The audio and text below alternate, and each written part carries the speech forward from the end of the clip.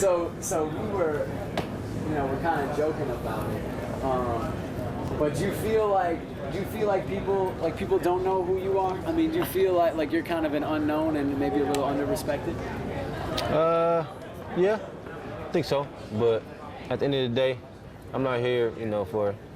Of course, you want to be respected. I think I'm respected on the field by the players. So at the end of the day, everybody else don't really count. If they don't respect me, then I gotta find a way to earn that respect, and that's gonna be going out there and making plays. Jordan's gone, and he took up a lot of the spotlight in the secondary, obviously. What did you learn from Jordan over the past few years? Man, I learned a lot from Jordan. Jordan's a smart player, and one thing that I could say that dude did is he prepared for every game. He watched a lot of tape. He knew for the most part, he knew what the guys were going to do before they even did it. So that's one thing I think I can really say I learned from him. That film study, the hours it takes to really get to where you need to be prepared for a game. Do you feel that you can do that too? That you that same thing? Oh yeah, most definitely. Yeah, most definitely. I feel like it's something I had to learn to do. My first year here, I didn't really be on the film as much as I should have. But growing up and learning things, now these last couple years, it's been taken to another level. And then having a coach like Coach Perry come in, who's really big on watching film. I love watching film with him and just learning things how he learned it and picking his brain. And I think that's benefited me as well as the secondary his last year. How much of a help is Rod Perry? He came from the NFL. I mean, how good of a coach is he? Man, he's a great coach. Great coach. I feel like you can talk to him about anything, not just football, but anything outside of football. He cares about us genuinely as players. But as far as his knowledge with football, it's second to none.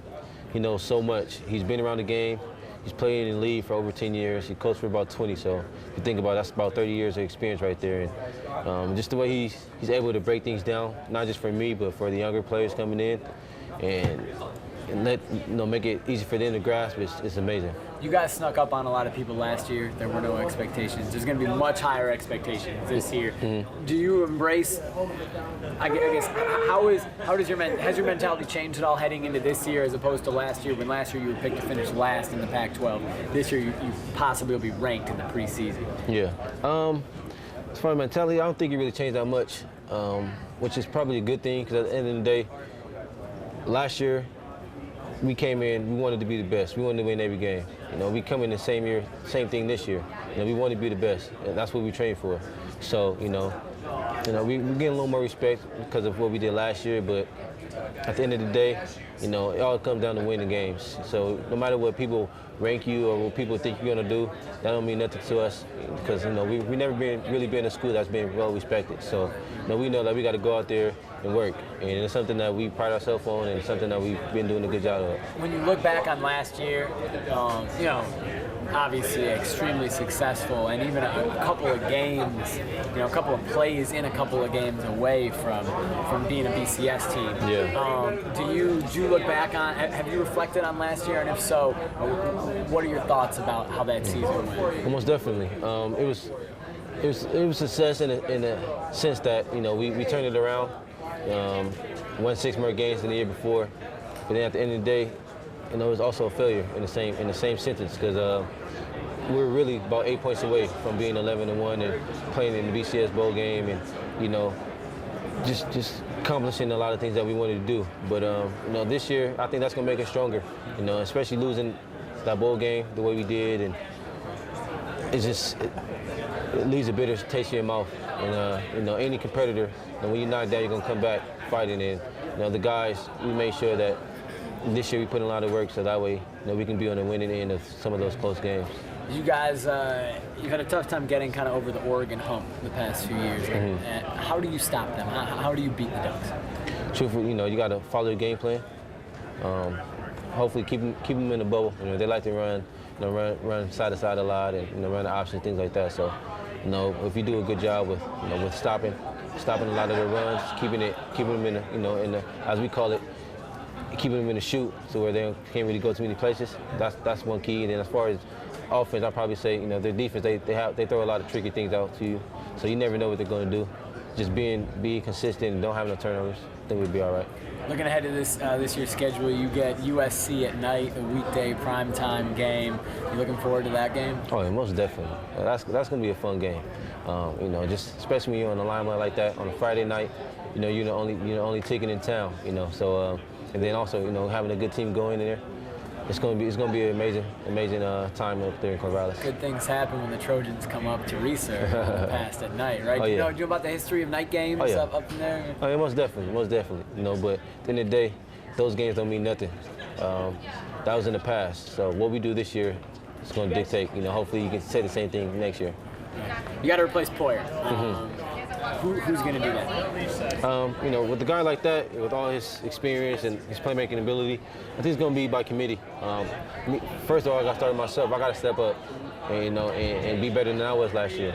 And then, you know, you got to have Sean step up and, you know, be better. You got to have younger guys step up and be ready to fill it, you know, to come in and to make some plays. So we got some young guys that's been stepping up. Larry Scott's been amazing. And then we got a JC guy who's transferred in, Steven Nelson. He's coming in, and you know, he's gelling well with a lot of guys on the team. So, you know, just step up as a secondary. You know, and the safety's doing a good job, and I think we put in a lot of work, so we should be all right. A lot of expectations for Steven Nelson specifically, I think. What have you seen from him? What kind of player is he? For him, I think he's one of those players. You know, he'll get in your grill, talk some crap. He's a confident guy, which is good. And he's a gym rat. He loves just working out. He loves a lot of aspects of football, working out, watching film, things like that. So, you know, like you said, it's high expectation for him. But I also think there's other guys that can step in and do some things too. Yeah, you've got to fill spots, D tackles and then middle linebacker. Yeah. Kind of right up the middle in the box. Let's start with the D tackles. Who do you see that can step in and replace Andrew and Castro, two guys who are some good friends? We got a lot of guys, a lot of candidates that that can step in and do it. We have 2 D tackles that transfer from junior colleges. One's a real big guy, so I think he can definitely step in and clog the middle for us. But without throwing names out there, I think we're gonna have a pretty good D tackle line. Yeah, how about middle linebacker? Middle linebacker, it's a battle right now between Joe Scotty and Josh Williams. They're both younger guys, but they both can make some plays. They have a little different style of playing, but I think regardless of who they go with, they're going to be ready to play. Yeah. The main battle is Sean Mannion versus Cody Banks. Oh, yeah. That everybody's watching. Yeah. When you go up against them in practice, who's tougher to defend?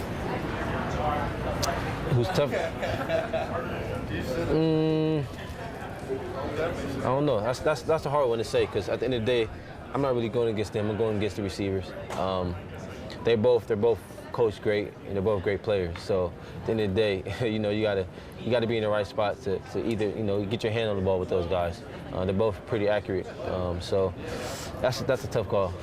I know it's not your side of the ball, but you guys as a team voted Sean Mannion a captain. Mm-hmm. Is it possible for a football team to function with a quarterback who's a captain but not the starter? I don't think it's really. I think it's possible, but it all depends on how you handle it. And I think our team, as well as our coach, has been doing a great job with that. We know that in the past, with Sean Canfield and Lau Molival, they had that great, rivalry. Not rivalry, but that great competitive. So it's the same way with those guys. They handle it right. So we back up whoever's in there. We know that they're both winners, and the guys, regardless of who's in there, we're gonna rally behind them. Give them that support, and I think we'll be all right. You do anything fun this summer? Work out and build some more chemistry with my team. So for guys like you, do you get a summer break, or is it just pretty much always in Corvallis? You just keep working? Yeah, this is actually my break. So I've been in Corvallis the whole summer, and get a break from it right now. And I'll probably stay here, stay with my family for a couple of days and go back next week. So you're from LA? Yeah, I'm from LA. So I'll actually, after this, I'm probably gonna meet up with some family and just relax and still obviously get some workouts in and stuff. You can't take no time off. When you come back here, what do you look forward to most? Being with my family. Man, I love my family. I'm real family oriented. So just being back and seeing my little sister. She's 10 years old. That's my little heart right there. So seeing her and just bringing a smile to my face. You don't get to play in LA this season. Is that I know, disappointing? Man. Yeah, it definitely is. Especially because I never played in the Coliseum. Okay. So, you know, that's something I can always say I never have done. Right. But it's all right. It's a little bittersweet. But at the end of the day, we're in San Diego, so it's not too far. Right. So, you know, family gear, be able to drive up there.